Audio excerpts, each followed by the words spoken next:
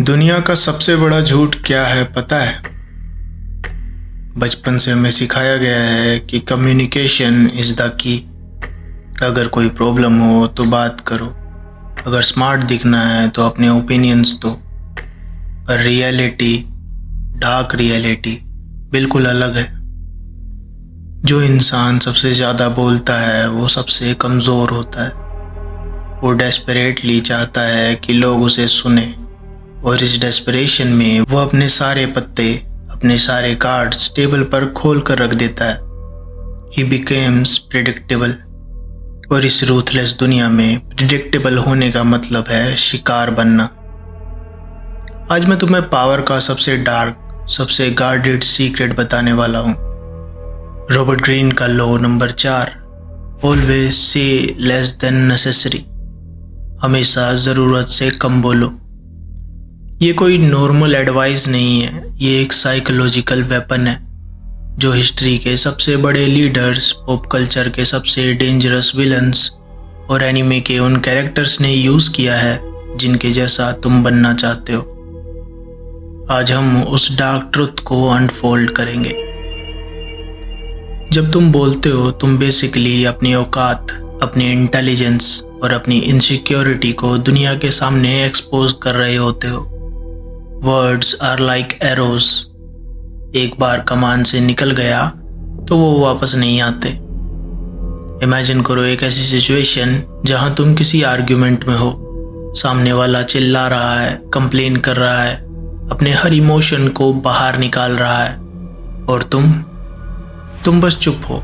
तुम उसे घूर रहे हो, तुम्हारी आंखों में कोई एक्सप्रेशन नहीं है। पता है उस वक्त उस इंसान पर क्या बीत रही होगी? पैनिक, टेरर, क्योंकि साइलेंस बहुत डिफीनिंग होती है। इंसान का दिमाग साइलेंस को प्रोसेस नहीं कर पाता। जब तुम कुछ नहीं बोलते तो सामने वाले का दिमाग ओवरथिंक करने लगता है। ये चुप क्यों है? क्या इसे कुछ ऐसा पता है जो मुझे नहीं बताना चाहता?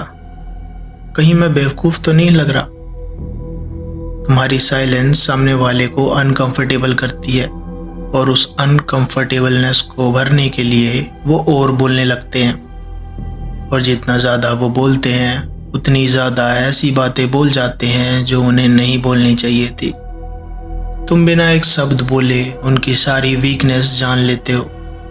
You became the master, they became the puppet. Pop culture में हम कुछ स्पेसिफिक कैरेक्टर्स को इतना ज़्यादा आइडियलाइज क्यों करते हैं? थॉमस शेल्बी से लेकर डॉन कॉर्लियोनी तक। तुम्हें लगता है ये अपने एक्शंस की वजह से पावरफुल है, लेकिन नहीं, ये पावरफुल है अपनी साइलेंस की वजह से।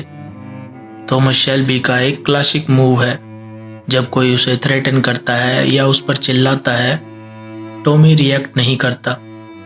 वो जल्दी से जवाब नहीं देता।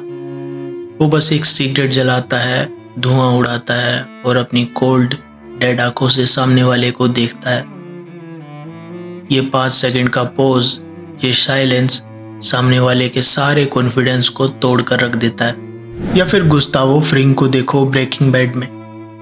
वो शो का सबसे टेरिफाइंग विलन है, but he rarely raises his voice. उसका ऑरा इतना डार्क और मिस्टीरियस है क्योंकि वो अपने इंटेंशन कभी बोल कर नहीं बताता। जब एक विलन अपना प्लान पहले से चिल्ला कर बता दे तो वो जोकर लगता है, पर जो विलन चुपचाप अपना काम करता है वो खौफ पैदा करता है। तुम्हें कभी नहीं पता होता कि इनके दिमाग में क्या चल रहा है, क्योंकि unpredictability is the highest form of power. Anime industry इस साइकोलॉजी को परफेक्टली समझती है। सोचो, आज की जनरेशन अयाना कोजी कियोटाका या इताची उचिहा जैसी क्यों बनना चाहती है? क्यों हम इन कैरेक्टर के एडिट्स और रील्स बनाते हैं? क्योंकि इन कैरेक्टर्स ने इमोशनलेस साइलेंस को एक ऐसा आर्ट फॉर्म बना दिया है जिसे हर कोई मास्टर करना चाहता है। अयाना कोजी इसका एक परफेक्ट एग्जाम्पल है। वो शेडोज में रहता है, वो कभी अपनी बड़ाई खुद नहीं मारता कि वो कितना स्मार्ट है। क्लासरूम ऑफ द एलीट में बाकी सब चिल्लाते हैं, अपने प्लान्स बताते हैं, ईगो में आकर दुश्मन को चैलेंज करते हैं, पर अयाना कोजी वो बैकग्राउंड में चुपचाप खड़ा रहता है, सिर्फ उतना ही बोलता है जितना ज़रूरत हो। वो लोगों को लगने देता है कि वो एवरेज है, लेकिन आखिर में पता चलता है कि सब उसके हाथ की कठपुतलियां थे। ही ऑपरेट्स इन द साइलेंस। और इताची उचिहा, इताची की आधी लाइफ लोगों ने उसे मिसजज किया।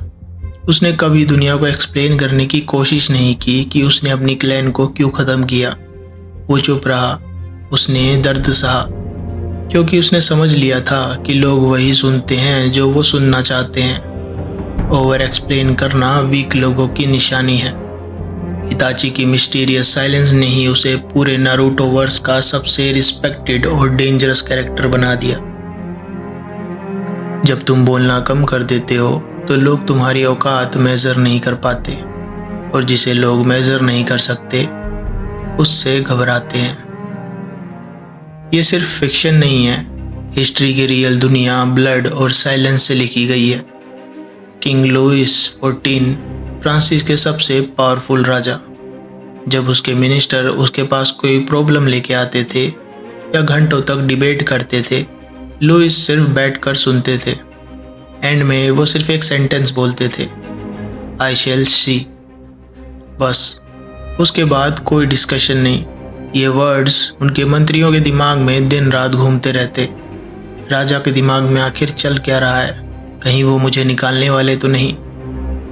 उस एक छोटी सी लाइन ने लुइस की पावर को 100 टाइम मल्टीप्लाई कर दिया था।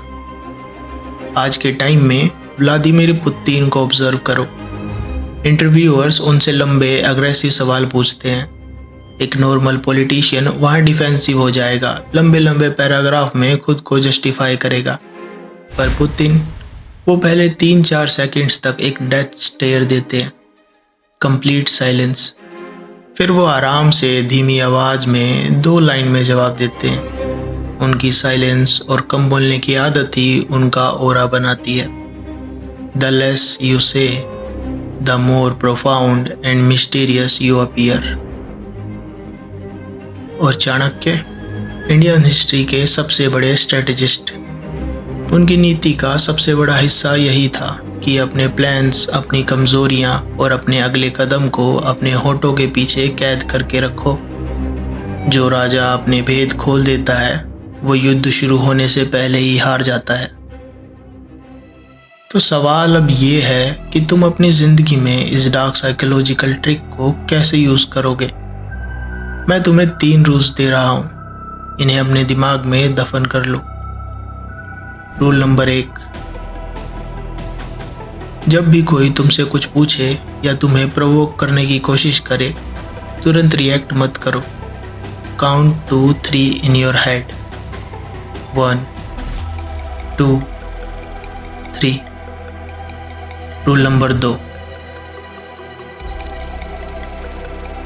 लोगों को आदत है ऑकवर्ड साइलेंस को फिल करने की। अगर तुमसे कोई सवाल पूछे तो 2 लाइन में जवाब दो और चुप हो जाओ। सामने वाला एक्सपेक्ट करेगा कि तुम और बोलकर उसे एंटरटेन करोगे, पर तुम मत बोलो। बस उनकी आंखों में देखो, वो अपने आप अनकंफर्टेबल होंगे और उस साइलेंस को भरने के लिए वो और बोलेंगे और अपने खुद के सीक्रेट्स लीक करेंगे। रूल नंबर 3, तुम्हें अपने एक्शंस को हर किसी को जस्टिफाई करने की ज़रूरत नहीं है। तुम्हारे फ्रेंड्स, कलीग्स, रिलेटिव्स सब जज करेंगे। Let them. तुम्हारी साइलेंस उन्हें कंफ्यूज करेगी। जो इंसान एक्सप्लेन नहीं करता उस पर लोग उंगली उठाने से डरते हैं, क्योंकि उन्हें लगता है कि इसके पास कोई हिडन एडवांटेज है। दुनिया शोर से भरी हुई है, यहाँ हर कोई चिल्ला रहा है बस अटेंशन पाने के लिए। पर याद रखना, शोर मचाने वाले हमेशा भीड़ का हिस्सा बनकर ही रह जाते हैं। असली पावर हमेशा शैडो में ऑपरेट करती है। असली पावर खामोश रहती है। अगली बार जब तुम्हें लगे कि तुम्हें बोलना चाहिए, जब तुम्हारा ईगो तुम्हें पुश करे कि मैं भी बताऊं मुझे कितना पता है, वहाँ रुक जाना। साइलेंस को एम्ब्रेस करना। Because the dark truth of this world is, the less you say, the more they listen.